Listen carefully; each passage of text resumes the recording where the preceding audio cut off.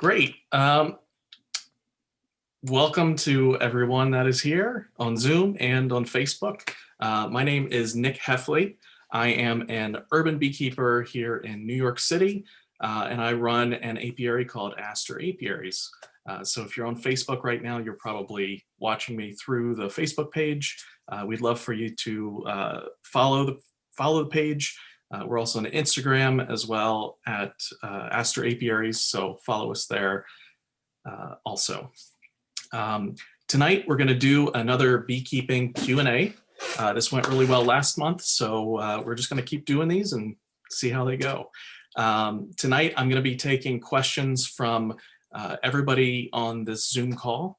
If you do have questions on Facebook, we may not get to them. You're welcome to put them in the comments, and I am happy to stick around afterwards and type back some answers for you. But for now, we're going to be focusing on the folks who are joining us here on the Zoom.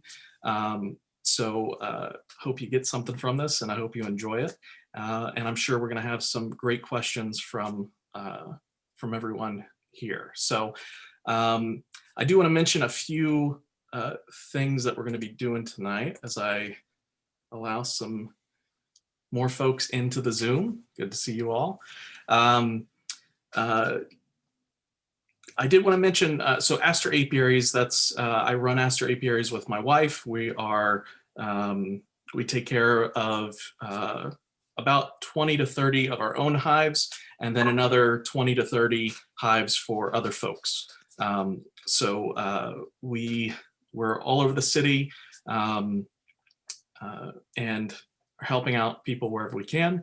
A few things that we do in addition to helping folks with their hives. We sell honey. If you are looking for some honey, especially some New York City honey, I'd love for you to go over to our website. We have plenty there. Check it out and you can get it there.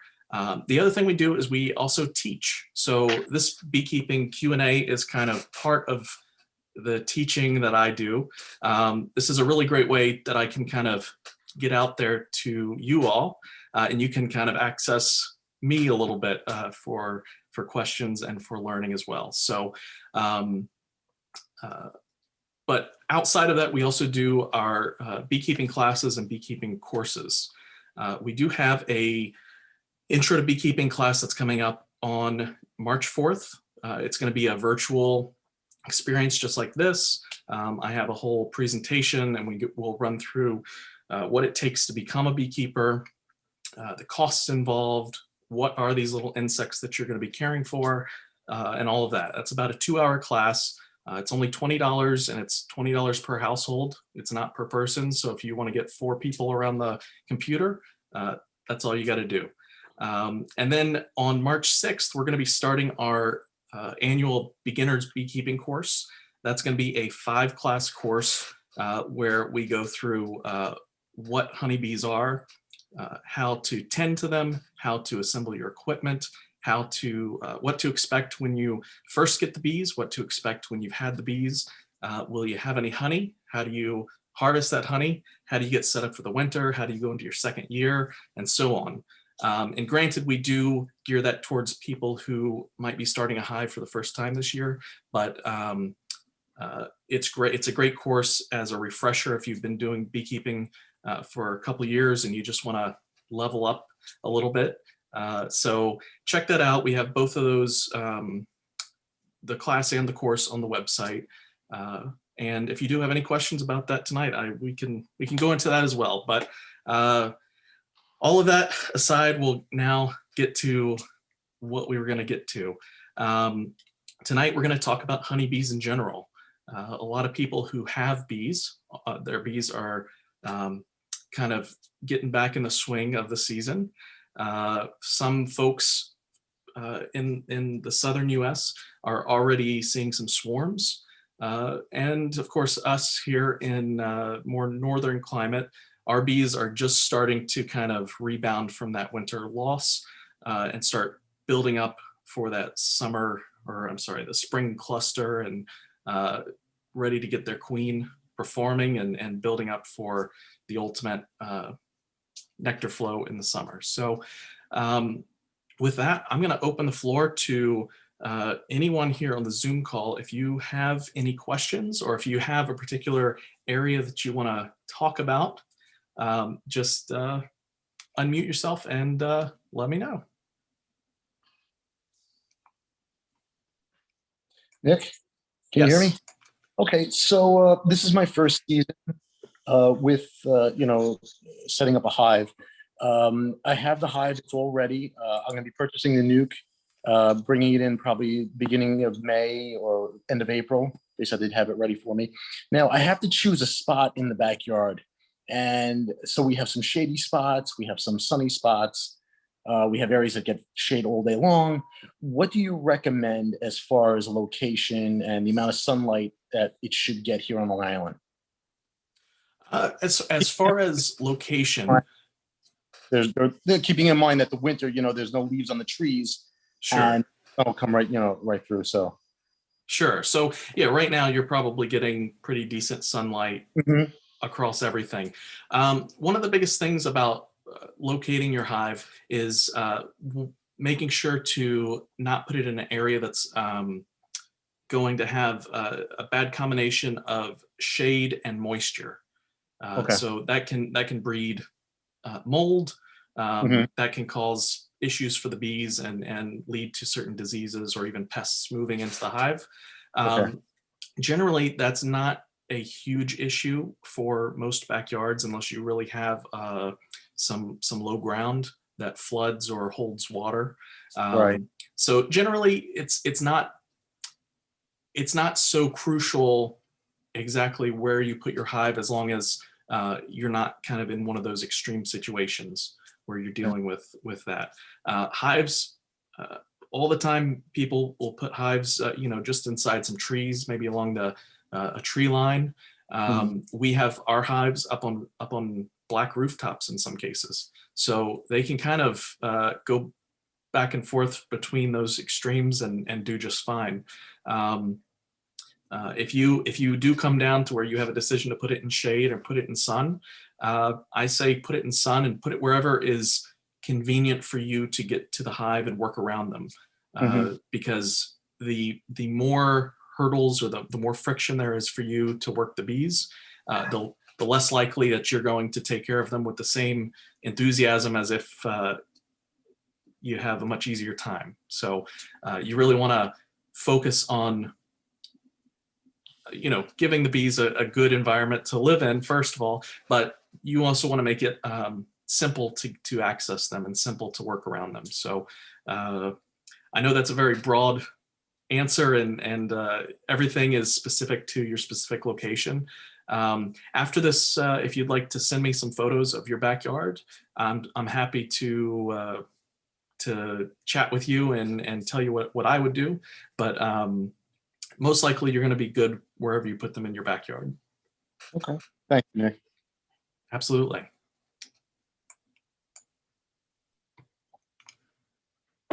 So I want to talk a little bit about what bees are and kind of what their organization. So we'll go through a little bit of like bee 101 here, but we have there are three types of bees in a hive. We have the queen, the drones, and the workers. The queen and the workers are the females, and the drones are the males. The hive is primarily comprised of the workers. So workers do the most work, which is why they're named that way. And they are really they're the ones that are deciding what's going on with the colony, what the colony is going to do, and what they need to collect as far as forage. So it's very difficult for any of these bees to do anything individually or on their own. They really need the collective of the entire hive. So that hive becomes a superorganism, and that organism can do some really complex tasks and make complex decisions that no one bee can make by itself. So I'll also mention as I'm talking here, if anybody does have a question, please feel free to jump in and interrupt. You're not interrupting in a bad way at all. But I'm just gonna keep talking about bees and we'll kind of make our way around different topics. But if anything kind of piques anyone's interest, please let me know. But anyway, so we have this super organism comprised of all these individuals, and they're able to make these really complex decisions and complete these really complex tasks. One of those that has always fascinated me the most is the fact that for a lot of these tasks, or a lot of these decisions, I should say, they have a very democratic process that they go through, and they essentially vote in mass. So, for instance, when bees swarm, it's a natural behavior that happens regularly with bees. It's not anything crazy going on, but when bees swarm, the mass of the bees will collect somewhere. In a city like New York, it's usually on the side of a building or hanging off of a street sign. There's plenty of times when sometimes we even find them just on the ground. But you find swarms in all kinds of places, and more in a suburban or rural area, you might see them up in a tree.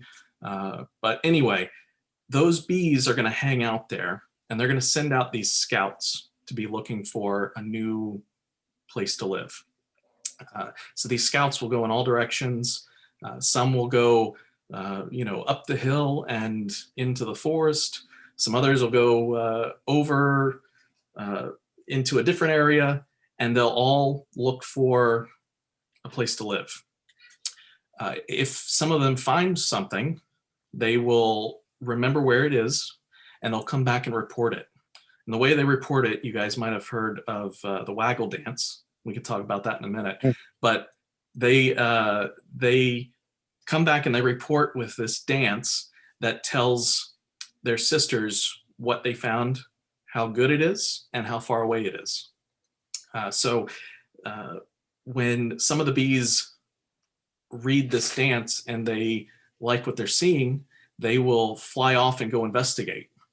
Meanwhile, you might have another bee that came from the opposite direction that did her own waggle dance. And it might have been a more exciting place that she's trying to tell the rest of them. It might not be such a great place that she's trying to tell the rest of them, but she found something and she's relaying that. So there'll be some bees that go and investigate what the second bee found. So you have all these kind of different campaigns of bees that will fly out and investigate. Bees that find something good, they'll come back, they'll do the same dance, meaning more bees will go and check it out, and they'll start building or recruiting for this vote for a certain place. Meanwhile, the other bees will keep doing the same thing, and they may come back and not be as excited about it, so there won't maybe be quite as many bees that go to the second location. And so at a certain tipping point, there'll be so many bees excited about location 1 over location 2 that the colony will decide this is it. They will all fly away from that location, and as a swarm, they will fly to the new location that everybody was excited about. I'll tell you right now, I don't know the specifics on what that tipping point is or how many bees have to be coming back, but it's a really interesting way or elegant way really that bees have learned over the course of their evolution, have learned to make these big decisions, and they make them as a single unit. There's not some bees that are just left hanging out and while the rest of the bees go. They all decide, okay, majority says this, and they go for it. So maybe there's something we can learn from that ourselves, but it's really interesting to me to see that. Nick, yes. talking about the swarming, in your experience, is it usually a case that the hive just gets too congested and there's just not enough space and they decide to split out? Or is it normally a case where the whole colony decides, listen, it's just getting too crowded, we're all going to leave? I'm just afraid of losing my nuke. I'm afraid that the colony is going to leave. So with a nuke, there are certainly things that you can set in motion that will cause all the bees to leave. Okay. One of the first things is just not keeping up with their size. So as they start filling out your first box, if you're not ready with a second box and they feel too cramped, they may all leave. A lot of times though, with a nuke, unless you really get them into a swarm mode early, the queen is laying, and when she's laying, she's heavy with eggs. For her to fly, she's got to lean out, and literally the workers will put her on a diet to lean her out before swarming. So you generally have some time to figure that out before they go. But for a swarm in nature, if you go and find a hive that's up in a tree somewhere, if you watch them over the course of a year, you'll notice that in the spring there will be a buildup, and then there will be typically a swarm or a few swarms that come from a single tree, and that's how the superorganism reproduces on the colony scale. So they reproduce individually when a queen lays a new egg, and that egg turns into a bee. But the swarming is just reproduction on a large scale. And ultimately, when they swarm, that old queen will fly off with the swarm, and half the bees will stay and raise a new queen. Okay. So it's really interesting how that works as well. There's a lot of stuff that's really interesting. I'm still super interested by all this stuff, even though I've been doing this for a while now. But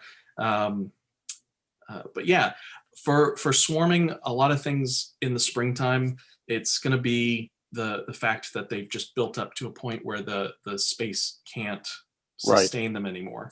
That's why the bee trees, they're typically they can't be expanded, so they're only a certain size, and the bees will swarm. With a nuke, as long as you're on top of it, as long as you're checking them every 10 to 14 days, you're going to see any signs of swarming, and hopefully you're going to be on top of that. There's with packages in particular, there's less of a chance of swarming just because they have so much work. And a lot of times new beekeepers don't even have comb yet. So the bees have to do so much work and get going that they're able to kind of burn a lot of that energy that they would otherwise put into new bees and swarming. So let me see here. I've got a question from Brad. Go ahead, Brad.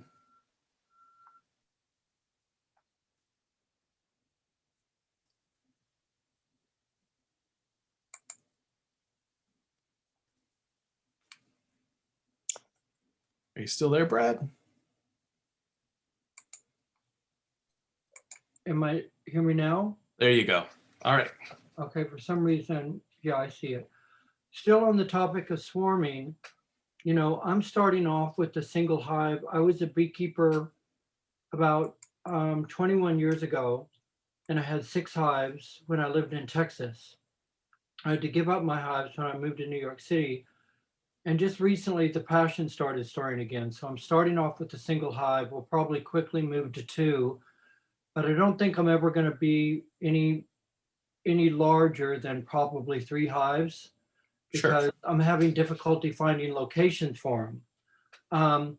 So my question about swarming, could you talk a little bit on, I believe I know, but I'm sure there's more information out there about things we can do to actually catch a swarm and proper ways to bait a hive. If I recall, I believe I'm correct in knowing that bees prefer old hives that have been lived in before. So if we could add some kind of propolis or wax, I wanted to hear if that's all good and any other tips you might have for catching a swarm. Sure. So especially here in New York City, while there are swarms, in fact, last year I caught a personal record of swarms, which was it was a very active swarm season last year. However, I will mention that we don't have the same kind of scale of swarms that you might find in Texas or in another location. Part of that is due to the fact that there just aren't a whole lot of feral hives around the city. There might be a few in some of the parks, some of the larger parks especially. There might be a few, but we just don't have that intense of a wild bee population or a feral colony population. I try not to confuse them with wild native bees. But so it's going to be difficult to really count on catching swarms here in the city. With that said, bees do react much better to hives that have been lived in by previous bees. Smell is a big thing for honeybees in general. And if they go into a cavity and they find old brood comb, that's one of the best ways to attract bees. You'll also see beekeepers sometimes use special, is this what I have here? I actually have a product called Swarm Commander. That's used by a lot of folks to give a little spritz in a hive as a lure. You can use lemongrass oil if you take a little Q-tip or a little slip of paper and just put a little bit of oil on it and put it in the back of a hive box or an empty hive. That's a way to kind of coax some scouts to come in and investigate. But like how much oil? Like a drop, like a single drop, or like 10 drops, or what? I think 10 drops might be too much. It depends on the size of the box or the hive that you're putting out, but usually just maybe 2 drops, 3 drops at the most. You don't need to, the bees are sensitive to it, so they don't need a lot to recognize it. Yeah, well, I'm gonna try. My hive will probably go out really early April, and and if I'm not successful in like 10 days, then I'll buy a package. Certainly. I will say from when I was starting beekeeping here in the city and then my own experience as I've been a beekeeper, May 1st is like a hot date for swarms. In fact, May 1st last year, I was capturing 3 swarms, I think. Those were the first 3 swarms of the season. And so, no, I take that back. We had kind of an early swarm that made its way to my rooftop here and was hanging off of one of the hives. I think that was a little bit earlier than that. But man, May 1st, that whole weekend last year was just incredible as far as running around and picking up swarms here and there. If anybody is familiar with the NYPD bee cops, we have a couple bee cops who go around and help out as well. You can find them on, I think Twitter is usually where they're most active, but if you do a Google search or just get on Twitter or Instagram and look for them, it's always fun to follow all of their different sightings of swarms and bees around the city. So I hope that answered your question. Yeah, it does. Great. And you just give me another idea. I might give a police department a call and let them know if they see any swarms to notify me, and I'll go pick it up. Definitely. There's that. There are some organizations that will who get calls about swarms in the city, and usually they'll put that out on like social media. There's one of the best ways is if you have a hive, in the city you need to be you need to send a letter of notice to the city that tells them you have a certain number of hives at a certain location, and this is your contact information. But if they have, if they get calls of swarms, they'll have your information and they're able to call out. I don't know that that happens too much, but it's a way to hear about it. So is it the agriculture department that we need to notify that we have a hive? It's not. It's actually the Department of, let's see, it's the Department of Health and Mental Hygiene that Wow. administers the beekeeping here in the city. There's no fee. There's nothing like that. You just have to go to their website, fill out the form, and submit it to send an email. It's nothing harder than that. Mental health? I'm sorry? Hygiene and mental health? Health and mental hygiene. Health and mental hygiene. Okay, that's Yes. great. Thank you so very much. Sure. I'm going to move. Nick? Yes. Why don't you touch a little bit on pest management too for absconding or swarms too We for the can new beekeepers? we can absolutely do that. I've got a couple hands up here that I want to get to before we get too far into this. Sure. Muhammad. Oh, no problem. Listen, I'm happy for anybody to pipe up and keep the conversation going. So, but Muhammad, go ahead. How's it going, guys? Good evening. Good to see you. Yeah, good to see you too.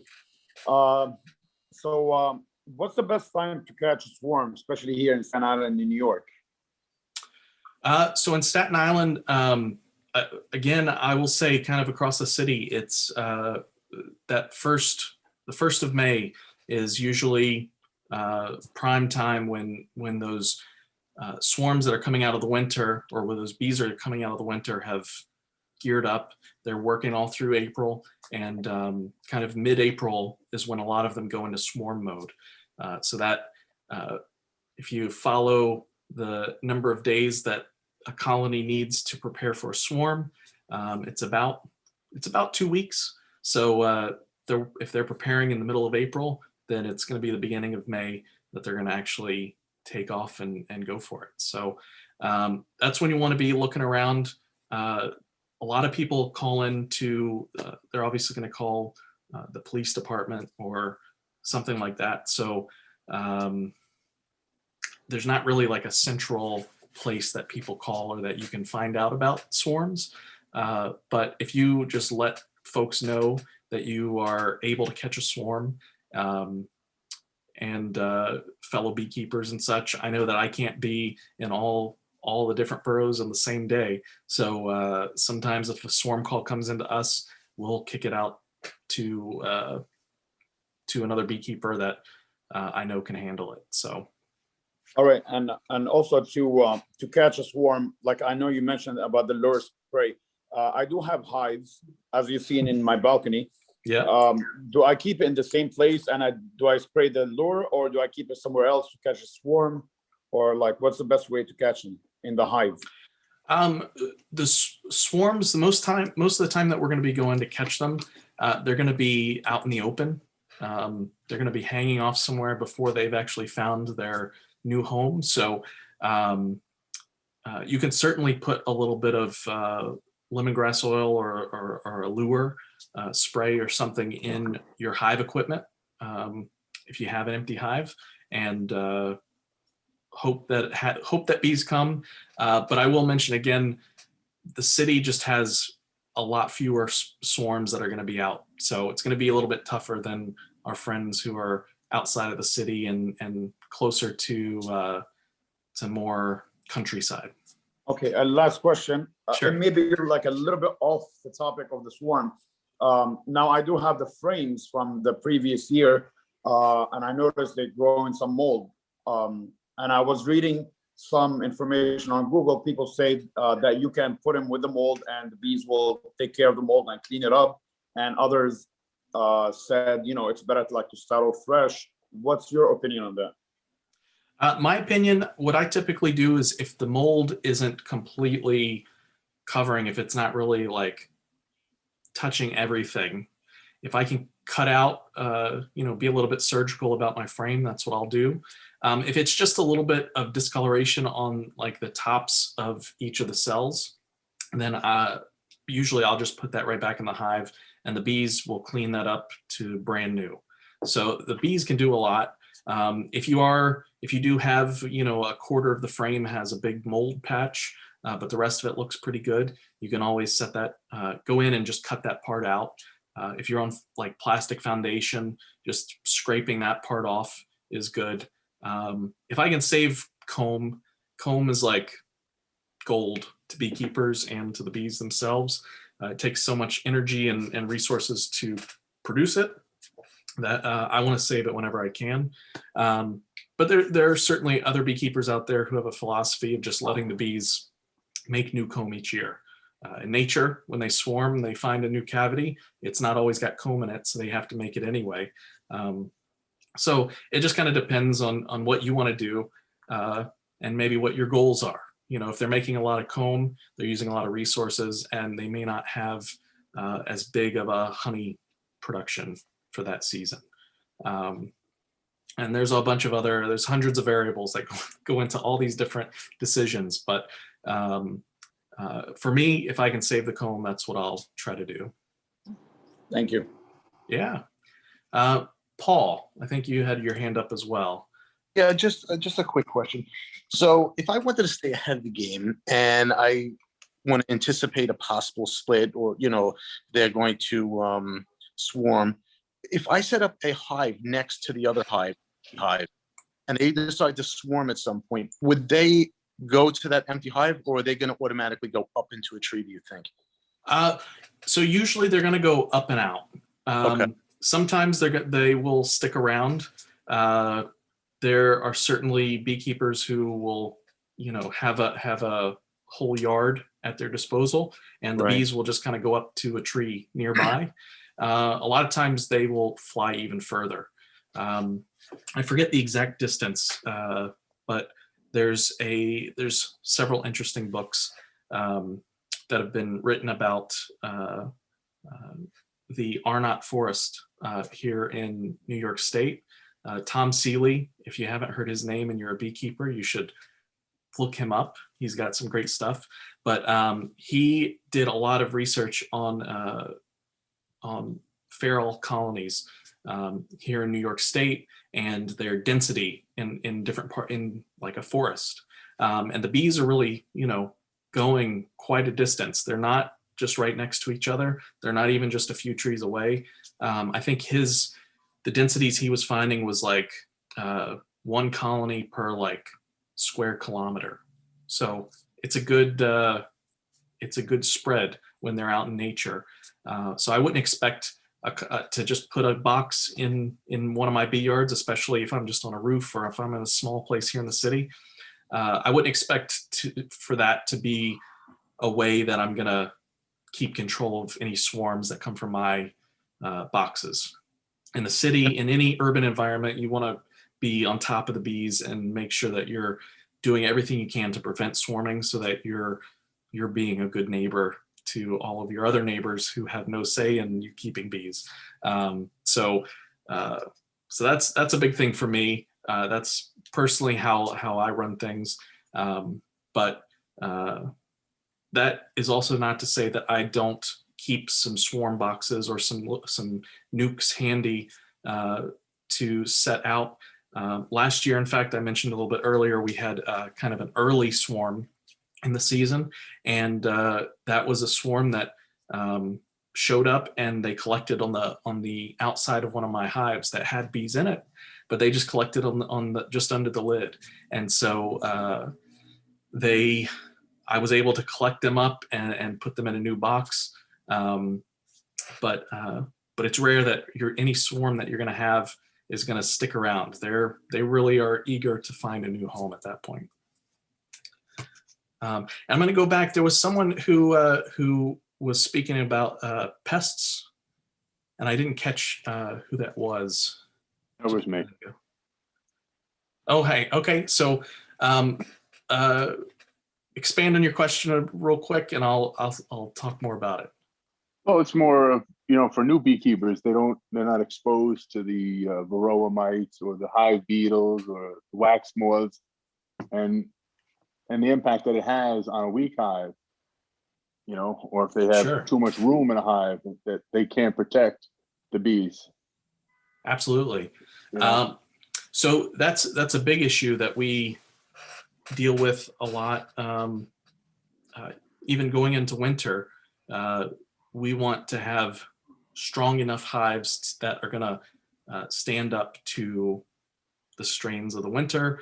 Hopefully, if they have any kind of pests like varroa mites, we've knocked them down as much as we can going into the winter. But really coming up into the spring, we're doing what we can to go through, and any hives that have shrunk down, a great thing to do if you went into the winter with 3 or 4 boxes and that colony has shrunk down and they're just filling the top 2 boxes, for instance, it might be good to get rid of the bottom 2 boxes, or to at least swap the stack so that they're at the bottom and they can protect anything that might be in those other frames.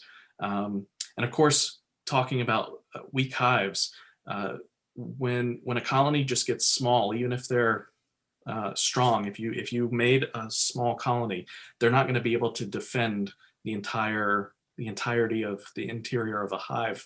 And so you'll often find in these smaller colonies wax moths, which have come in, and wax moths lay their eggs in the wax and are the natural decomposers of beeswax, which is great in the circle of life, but it's not so great if you're a beekeeper trying to maintain comb. So it's important to maintain, to really know how big your colony is, how strong it is, so that you can maintain their proper size. That goes for the wax moths. There's lots of different reasons that the size might invite different types of pests. But if you're a new beekeeper, it's important just to start off and make sure that your bees have the room that they need, but not the whole stack of your equipment. So we can go into that more if anybody wants to, but I'm also happy to chat about other things. Brad, go ahead. And I'm sorry if I'm missing anybody raising their hand, but with the little Yeah, hand if icon. anybody else has a question, they can go ahead of me. Oh no, Brad, you're up. You have the floor. I had sort of switching topics. I had a question about overwintering bees. Oh, and I just thought of it about the small hive beetles. 1, do we have small hive beetles here? And 2, when you're overwintering, what is the best recommendation as far as entrances? Because I've done a gross understudy about beekeeping for about 1.5 years now. So I've educated myself on almost everything. It's like, I really want to go into this prepared, and I think that's the best way to go into it. Sure. But one of the things that I've learned about from Michael Bush, he recommended when you're overwintering bees to have only a top entrance. And for one reason, so bees won't be going down and trying to crawl out dead bees over dead bees. But what is your thought on that? And should we have 2 entrances or only 1? And if only 1, which entrance? Okay, so I do remember reading about not just Michael Bush, but there's a whole philosophy or a whole technique that some beekeepers use to only give their hives top entrances, which I thought was really kind of outside of the box thinking, because as for the last 100 and maybe 100 and what is it? It's at least 150, maybe 170 years since the patent of the Langstroth hive. But for overwintering, For me, I like to have a bottom entrance and a top entrance. That gives the bees two places to escape on the nice warmer days. It also gives two places in case one of the entrances is blocked for snow or with dead bees or whatever it is. So if that bottom entrance does get blocked up and I have my entrance reducer in there and that is just clogged, the bees are still able to get out and do their thing. Will that have, well, having both the top and bottom, will that have anything to do with the loss of heat? Because the philosophy Michael Bush had about only keeping a top entrance is that it's like when you're at home, if you only have your front door open, there's not much of a draft. But if you go upstairs and open a window, then draft just starts coming through. Certainly. So this is where we're going to get into like personal techniques or personal preferences when it comes to overwintering. I can speak from my experience and what's worked for me, but it's certainly possible that what's worked for me, other beekeepers have tried and it doesn't work for them at all. So that makes sense. see, this is when we get into these little details, there's so many variables and so many different things. I will mention most of the time when you have a top and bottom entrance, you don't have a huge entrance. Right. The top is usually the inner cover. If you have a notched inner cover, you have maybe an inch wide entrance there. And of course, if you're using an entrance reducer, you might have that also set to the smallest, which is usually about 3/4 of an inch or an inch. Okay. So you're not creating like huge open, like a open front door completely for a draft to come through. That makes sense. That's but- perfect. Right. So the other good thing about that is that you're allowing a place for any moisture to escape with the Okay. top entrance. Okay. So that is helpful because as you'll hear from beekeepers all over the place, it's not cold bees that the bees don't die because of the cold. They Yeah, die so because of the wet. condensation. So Yeah. you have that condensation rain back down on them, and that can That's put them out. perfect. Yeah. I'm gonna stick with you. I really like that idea of having both, but having them small. Exactly. Yeah. And even so for the first time ever, I went to EAS, which is this beekeeping conference, the Eastern Apicultural Society's conference, and they had a talk there about condensing hives, which are hives that mimic the hollow of a tree, which usually doesn't have a top entrance. It's usually sealed up except for a small entrance at the bottom. And so these beekeepers were sealing up their whole hive to where only the entrance at the bottom was the only place for air to come and go. And they have a whole system of how they try to keep the condensation from falling down on the bees.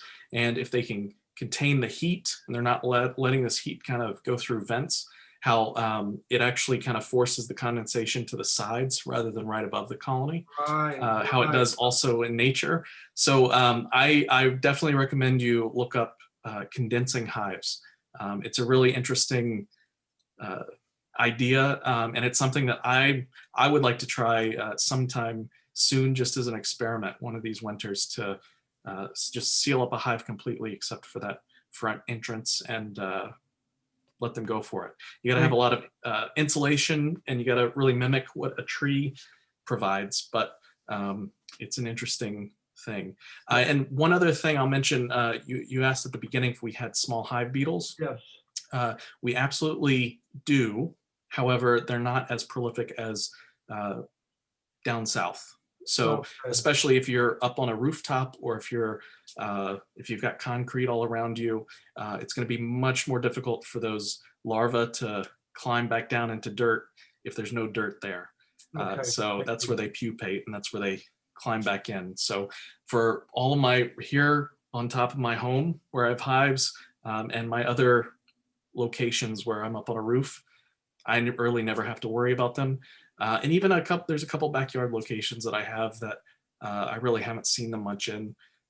So it's not a huge concern, but we do have them, and if they get a hold of your hive and you don't do anything about it, and the bees don't do anything about it, they can take over. Okay, thank you so much. Sure. Paul, I see your hand. Yeah, I'm sorry, Nick. So, what you were just talking about the hive beetles. Would it make sense to put like a weed blocker and some gravel or some type of rock under the hive? Keeping it elevated, but just so there's no grass, or like you're saying, not so the pupa can't get down into the grass and regenerate. And There's certainly people who do that. My thought is, unless you can really, you really have to do something to quite a big area to eliminate the small hive beetles. And at a certain point, you're going to be doing so much effort in dealing with the ground that it would be just easier to deal with them if they pop up, or if bees aren't dealing with them. Some things that you can do inside the hive, you can actually take the Swiffer sheets. You usually want to get like unscented, but you can put those in, and the hive beetles, their little legs get caught in the fibers, and that catches them. They also have these little oil traps that you can put in between frames, and there's some other things that you can do, but I wouldn't completely like firebomb the whole ground underneath the hives before trying some of the in-hive things with the small hive beetles. Yeah, there is something that I learned about small hive beetles burrowing in the ground called nematodes. So you can order nematodes online and mix them up with some water and hydrate the soil surrounding your hive and pour out these nematodes. And the nematodes will burrow down in the soil where it keeps moist. And when a larva will go down there and burrow, they'll eat that larva. There are definitely studies about that, looking for more biological means of controlling these pests. So that's something else. If you're going to walk away from tonight with a few things to Google, add that to the list too, because that's an interesting one. I think also, and I might not pronounce this right, but diatomaceous earth. Is that correct? Folks, I've heard of that being used, but again, because I have not, I don't deal with it really ever. I think maybe 3 or 4 years ago, we had a lot of small hive beetle down at Greenwood Cemetery, where I take care of hives. And since then, we haven't really dealt with them. I think last year I dealt with them a little bit in a couple hives outside of the city, but nothing too bad. Nothing like going down, I know in South Carolina and Georgia and some of these other more temperate climates, warmer climates, the small hive beetles can just ravage a hive. So yeah, we are getting close to the end for tonight. I am always happy to keep talking bees, and I'll stick around for as long as anybody else wants to stick around. But I did promise a little giveaway for the folks on the Zoom call, and I am going to pull up a website that will draw some names for us.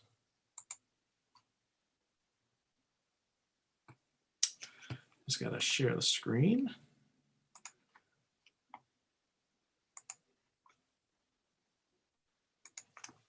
So what we're going to be giving away today is, let's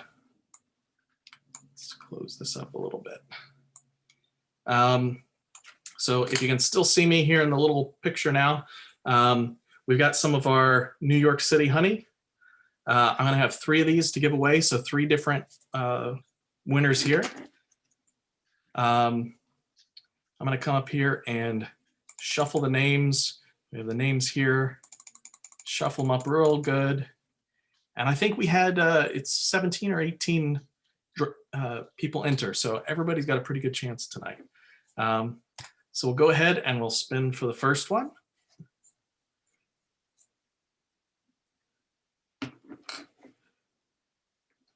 And is David here?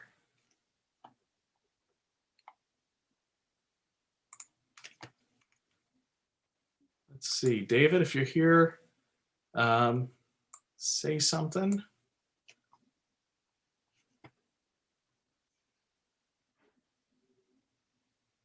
All right, well, we'll give you 3, 2, 1. I don't see you here in the comments, so we'll go ahead and move on to the next person. Give it another spin here. And once you win one time, we're gonna that's gonna be it for tonight. I want to give as many people as we can. Colleen, are you here?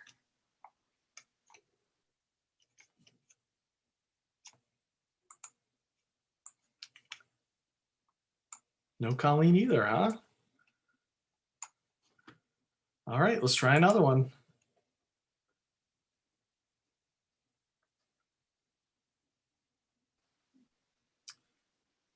Paul, you're here, Paul. I know you're here. So Paul, we're gonna send you a jar of our New York City honey right here from Queens. Excellent. Thanks. Woo! Absolutely. I got 2 more jars to give away. So let's do this. Well, which poll was it? Paul Pero. Ah, Oh, I'm sorry. Well, you're still in the running. We still got 2 more. all right, no problem. How about Justin Dewey? Are you here, Justin? I don't think so. These folks are going to be so mad when they find out they could have won.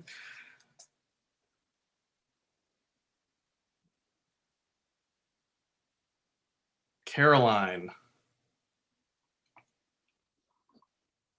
No Caroline either. Wow. Maybe if some of these folks just didn't hold out, maybe they had to go early. Another Paul. We're gonna skip Paul Pero. He's already won. Lucky tonight. Yeah, seriously. Brad's here, right? Yeah, he is. There he is. All right, Brad, you got one of these. And we'll go for our number three winner. And that's going to be Chris Watson. I see you here on the call, Chris. So congratulations to the 3 of you. Thank you so much. Yeah, absolutely. If you guys would hang on the call for just a minute, or I'm going to put my email in the chat, and I'll have you guys, let's see. And I'll have you guys email me your address, and we will ship out some jars on, let's see, it's Thursday. We'll ship tomorrow. We'll ship them out. So.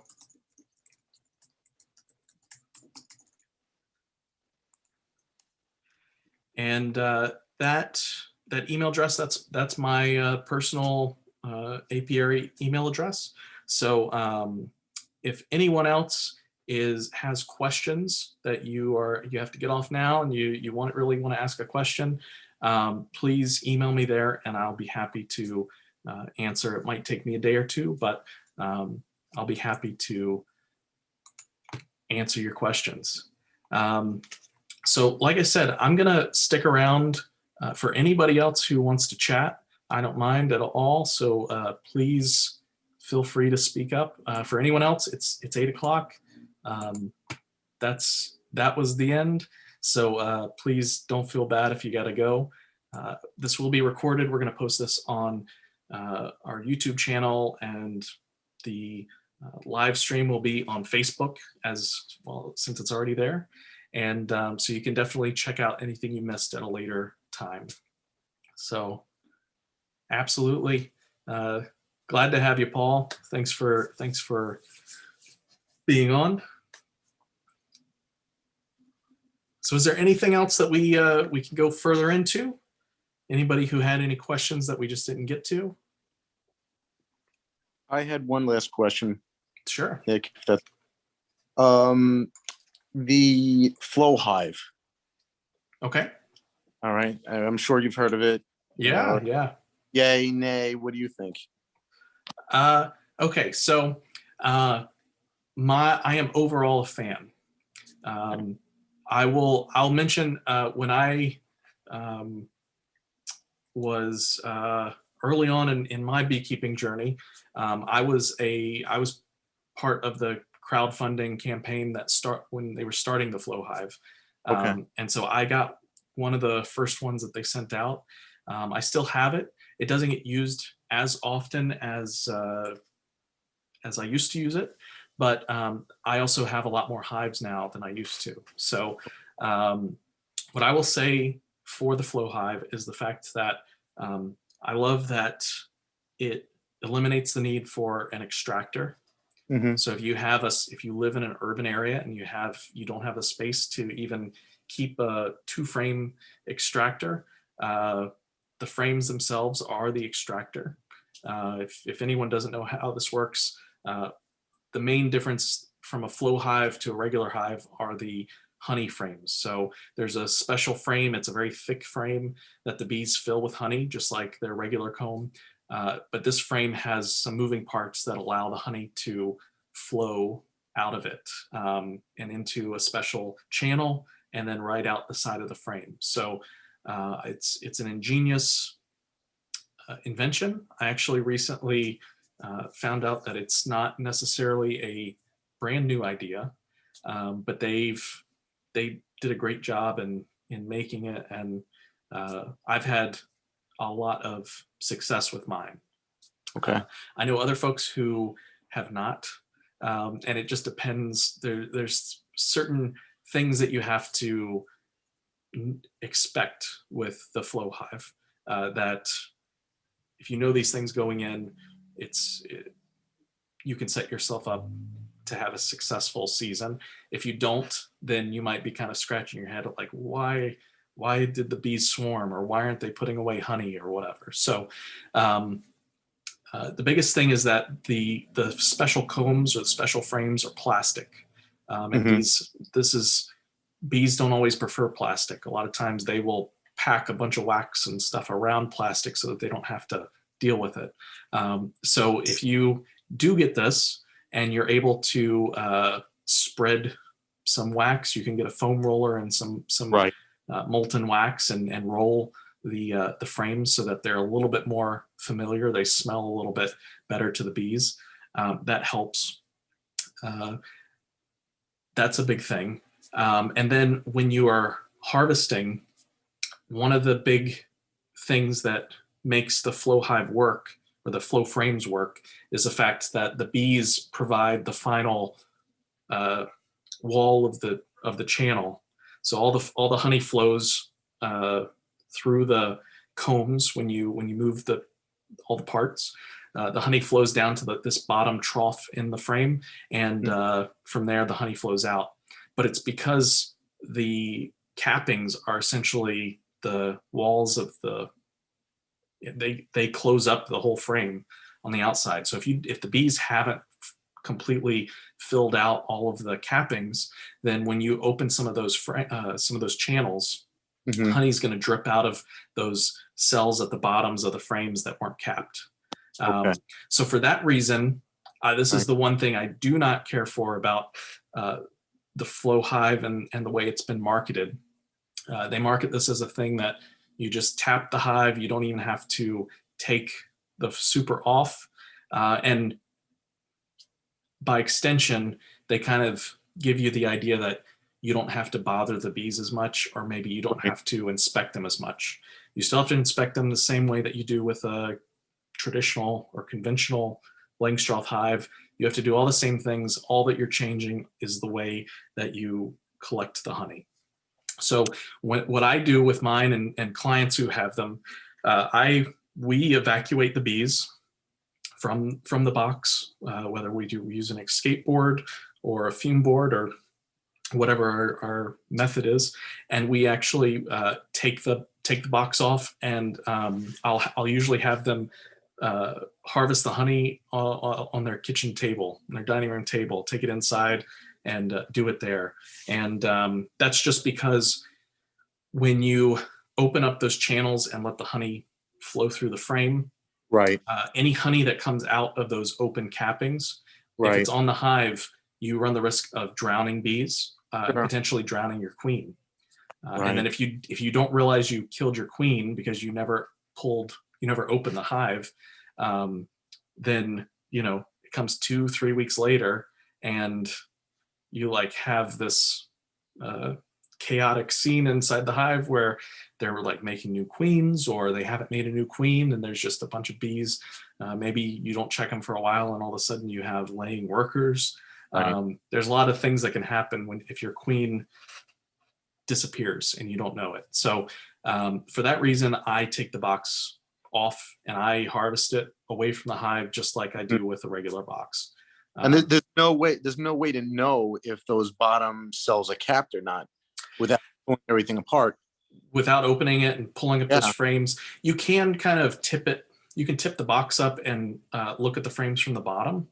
Okay. But there's a good 1.5 inch space for that trough that is Right. formed on the bottom of the frame. So you really gotta like peek up there. Yeah. So it can be kind of difficult to see. Yeah.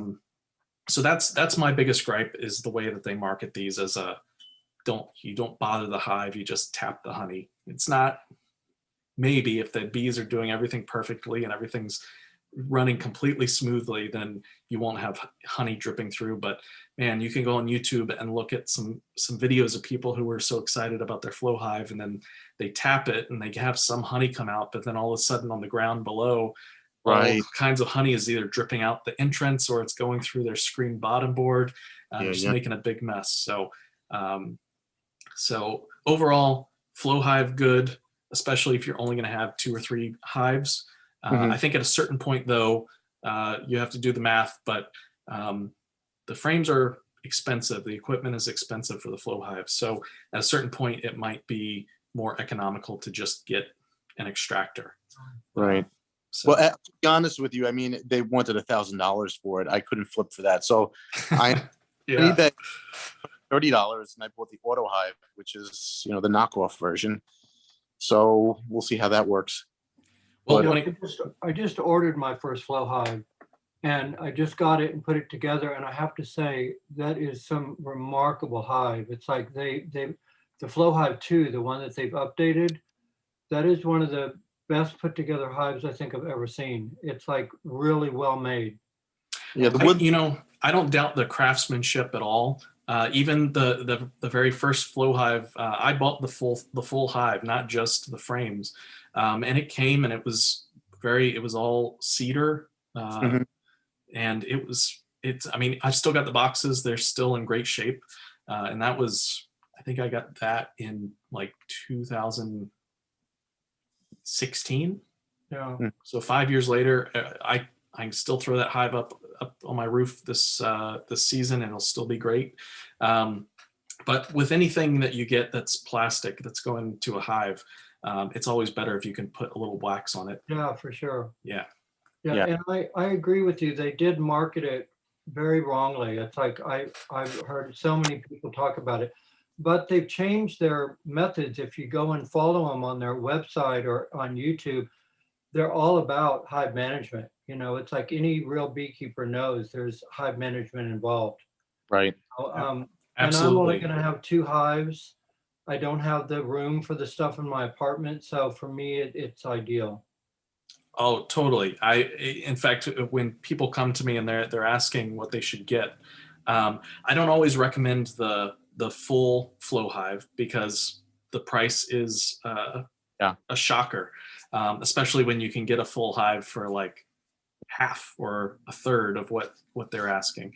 But I do suggest getting just the super or just the frames, Mhm. and go from there and give it a try, because if you can eliminate the need for having like a big barrel to put away in your apartment or try to stick it in a closet, we just don't have that kind of space here in the city. So it's perfect to do that. But when you get to 3, 4, 5 hives, the cost of those frames might be, it might start to get worth it to have an extractor if you do have the room for it. So, but yeah, I think a lot of people, a lot of beekeepers, especially, I don't want to say especially, but established beekeepers, a lot of folks who just saw it as a new gizmo or gadget weren't so thrilled about it. A lot of people have said some terrible things about it and have never owned one. But for me, I would say it's a solid tool. It's a tool just like your hive tool or like a queen excluder or like anything else. So you still gotta put in the work and be a beekeeper. But I'm glad it sounds like they're recognizing that too. I know they have a whole they either partnered with or they started a whole website for beekeeper education as well. So they seem like good people. I've met some folks who have worked for Flow Hive, and I've even met I believe the father. I believe his name is Cedar. I met him. Peter's the son. Cedar's the son. Who's the Yeah. father? I don't know his name, but I know Cedar. I talked with him several times. Yeah, well, the father, I met him maybe a year and a half ago or 2 years ago, and they seem like very nice people. Everybody I've talked to have worked with them. It doesn't seem like they're just trying to, make something hot and sell a bunch of them. They seem like they're invested in it. So I think I give them a thumbs up. Yeah. For The reason I decided to go with it is because I visited, I fell in love with this guy in New Jersey and developed a relationship with him. He has like 32 hives. He got rid of half his apiary and replaced it with 16 flow hives. Wow. And I went and visited him, and he absolutely loves these things. So I got to see it work, and seeing it work, really sold me. That's why I bought it. And I did exactly what you suggested. I got the 2 boxes to start off with, so I won't get the super part until next year. Mm-hmm. Yeah, Absolutely. I build them up and then get that later. So it cost me $420 for the roof, the inner lid, the 2 deep boxes, and the beautiful base that they have. Oh yeah, you're paying more, but they put craftsmanship into those parts. So I don't think I don't think it's a necessarily a bad investment. But for those who are kind of beekeeping on a budget, it's tough to swallow a whole hive, especially right out of the gate. Beekeeping is such a steep investment to start. You really got to stick with it for a few years before those costs even out, or you can kind of break even from it. So yeah, but good stuff. Do we have any other people with flow hives who are on still? Anybody who have nightmares with flow hives?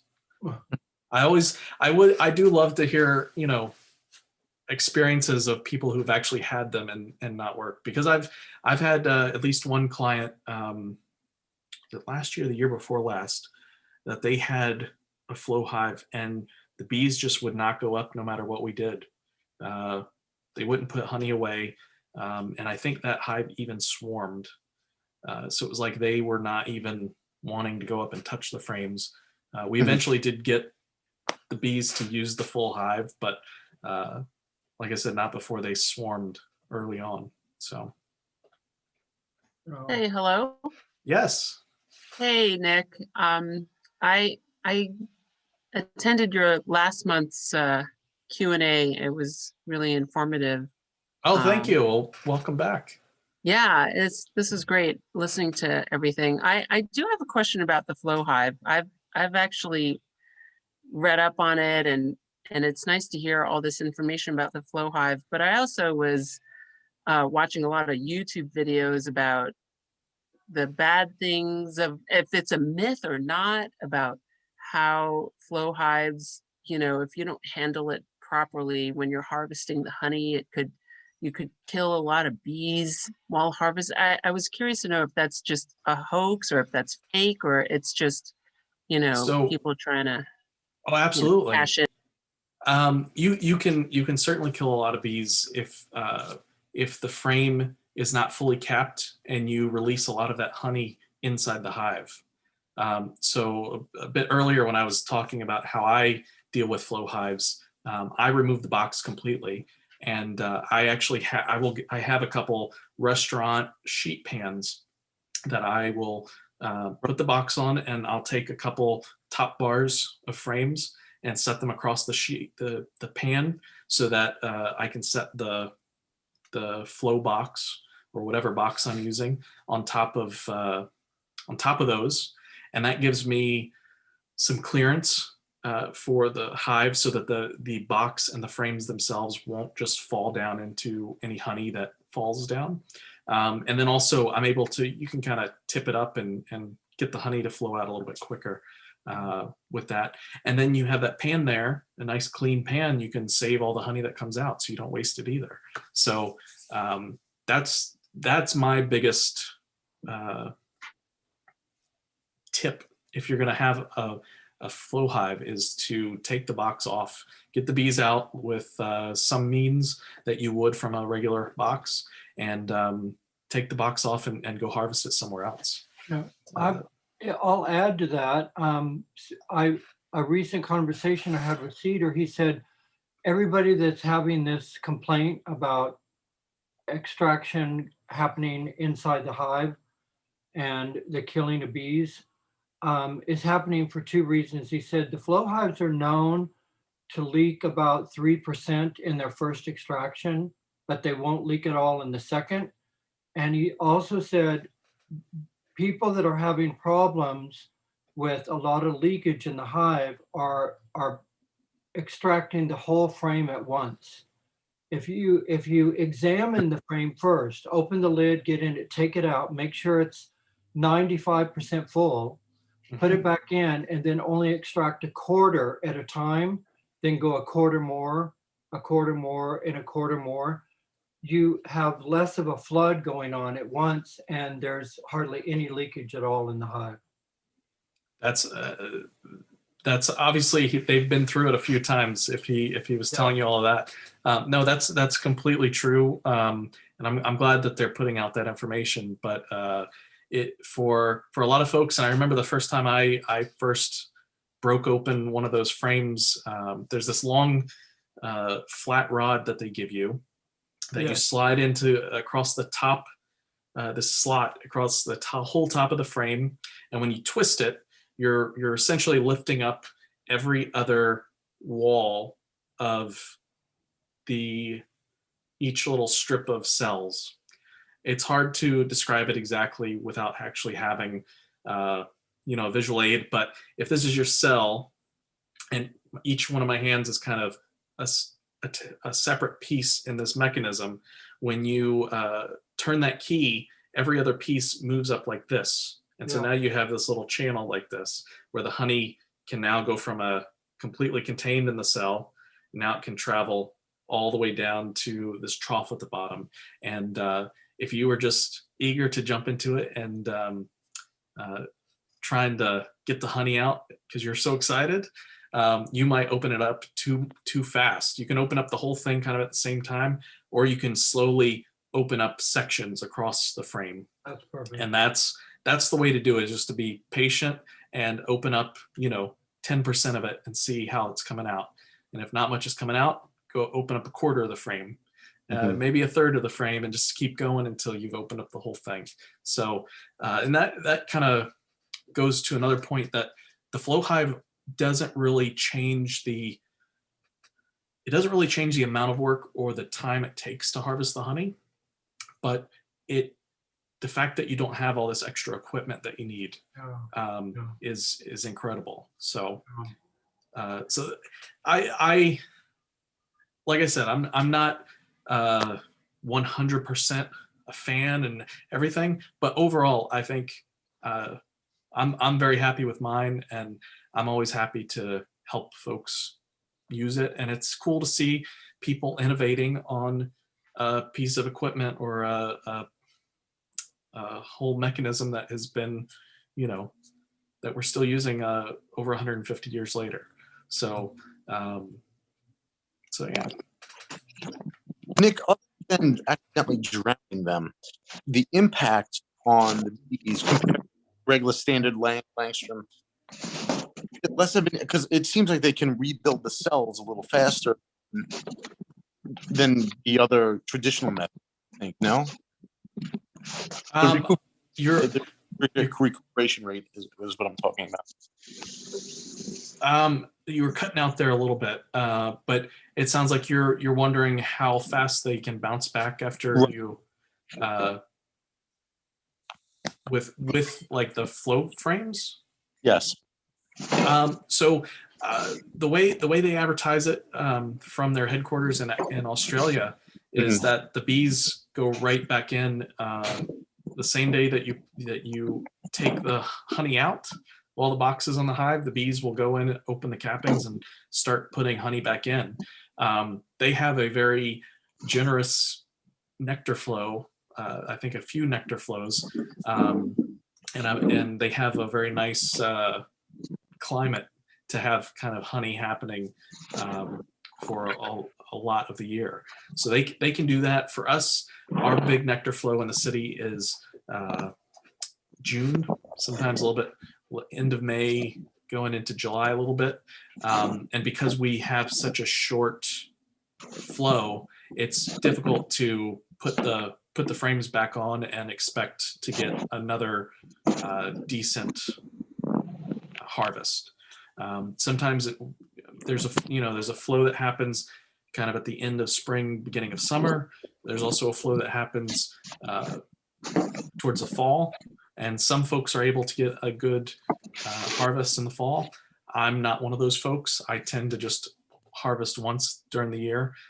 So everything else that the bees find after the summer, they keep for me. So as far as bouncing back, hopefully my bees are using those resources to bounce back well, but I'm not putting the flow box back on after I use it once. What's your I hope that favorite- answers. What's your favorite bee to work with? Whatever bee is going to make it through the winter for me. So I've had Saskatraz, Carniolans, Italians, of course. Those are probably the three that I've had the most, and mutts in general, from different places. And I've had good luck with all of them, and I've had bad luck with all of them. So there's not a particular, I know some people swear by a certain breed or one or the other, but I haven't really found a specific breed that does better for me or not. Maybe I just haven't gotten that far into beekeeping to know, I haven't gotten that intricate with the different bees, but yeah, I kind of just keep whatever's gonna, whatever survives the winter. And then if I'm buying from Man Lake, or if I have the option, I usually will go with like the Carniolans, maybe the Italians.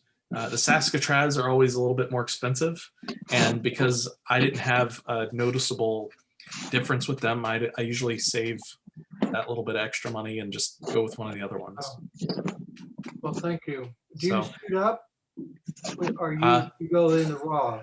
I go in with always a veil, first of all.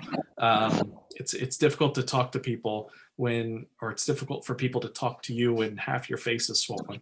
So I always go in with a veil. Usually I'll also have at least a jacket on.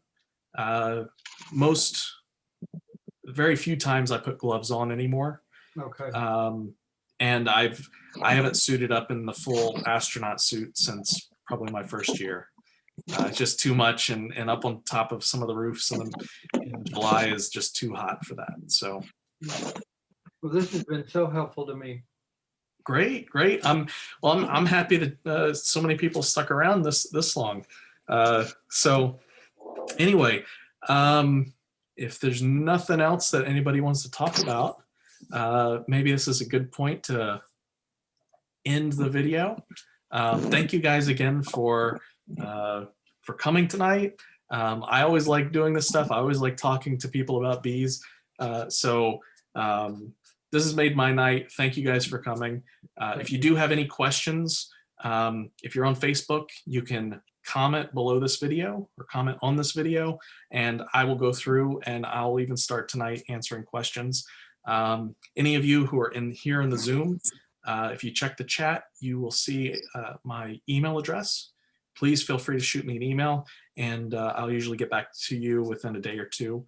And yeah, well, I'm here. So get in touch with me and let's talk more about bees. But on that, we will call it a night. Thank you guys again. And we'll see you next month. Again, the 4th Thursday. I'm not sure when that is exactly, but we'll be back, and we'll be back with another topic and some more giveaways, and we'll go from there. So I'll see you guys all next month. All right. Thanks, Nick. This is Thank you great. so much. Absolutely. Take care, guys. Hey, Take thank you. care. Good night.